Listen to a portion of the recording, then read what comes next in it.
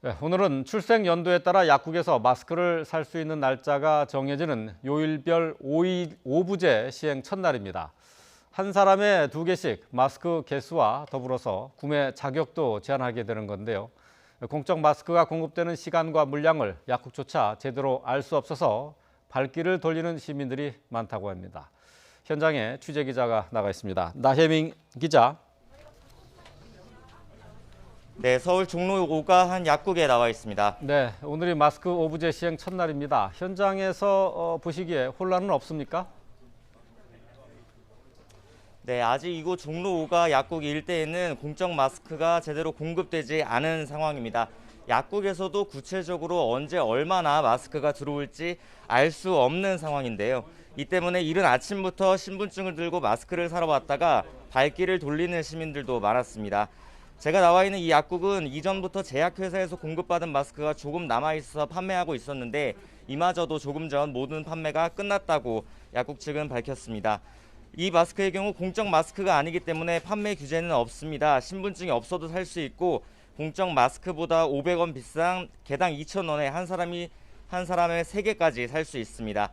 시민들은 여전히 충분한 정보가 주어지지 않은 상황에서 마스크를 사기 위해 여러 약국을 돌아다녀야 해서 답답해하고 있습니다. 네, 오늘 공적 마스크는 출생 연도 끝자리가 1 아니면은 6인 사람들만 살 수 있는 거죠? 네, 그렇습니다. 신분증으로 출생 연도를 확인받고 한 사람에 최대 2개씩 개당 1,500원의 공적 마스크를 살 수 있습니다. 약국에서는 이중 구매를 막기 위해서 구매 시에 구매자의 주민등록번호를 일일이 전산 시스템에 등록하게 되는데요. 이렇게 판매 이력을 기록으로 남기면 과다 구매를 막을 수 있다는 게 정부의 계산입니다. 이 약국 같은 경우 규모가 큰 편이라서 이중 구매를 막기 위한 전산 등록 작업을 그래도 원활하게 할 수 있다고 하는데요. 일부 중소 약국에서는 업무량이 너무 많아져서 바로바로 전산 등록이 어려운 곳도 있다고 합니다. 지난 주말에는 이를 악용해서 여러 군데 약국을 돌면서 신분증만 내고 여러 장을 구매하는 사람들도 있었다고 하는데요.